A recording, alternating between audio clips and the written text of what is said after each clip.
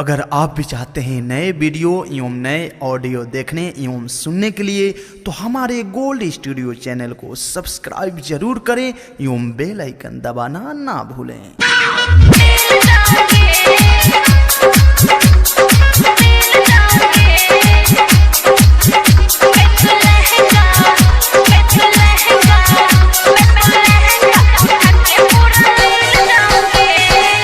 एक बार मिलोगी तो हिल जाओगी, हिल जाओगी। एक बार मिलोगी तो हिल जाओगी, ओ हिल जाओगी। हमें तो लहंगा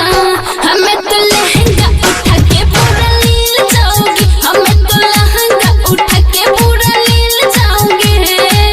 एक बार मिलोगी तो हिल जाओगी, ओ हिल जाओगी।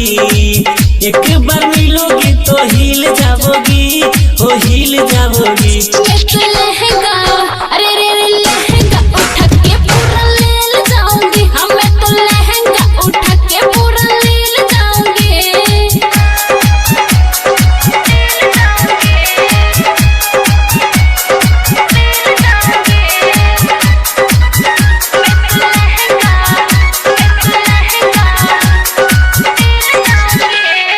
इतना गुमान जनी करो तू कुहार पे, कमरो ना हिली गोरी आ जाए दुआर पे।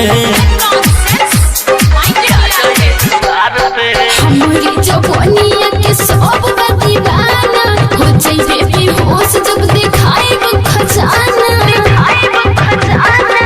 माटी में सुनो गोरी मिल जाओगी, हो मिल जाओगी। माटी में सुनो गोरी मिल जाओगी, हो मिल जाओगी। लहंगा हाँ लहंगा उठा के पूरा लील जाऊंगी। मैं तो लहंगा उठा के पूरा लील जाऊंगी।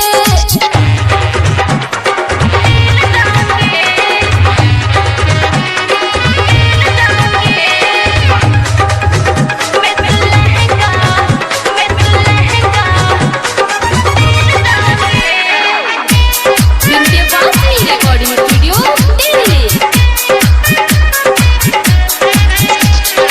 बड़ी जे विशाला के सुना गोरी खीस हो, कुछही उमरिया में होई जब सीज हो। अलमो सताब है बबूलत रोहले बोर्ड के ढाई के हूँ मौज देहनी ऊपर से चढ़ के। सोना राशि चाहिए दिल देवोगी, दिल देवोगी। सोना राशि चाहिए दिल देवोगी, दिल देवोगी। लहंगा हाँ लहंगा उठा के पूरा लील जाऊंगी। मैं तो लहंगा उठा के पूरा लील जाऊंगी। विंध्यवासिनी रिकॉर्डिंग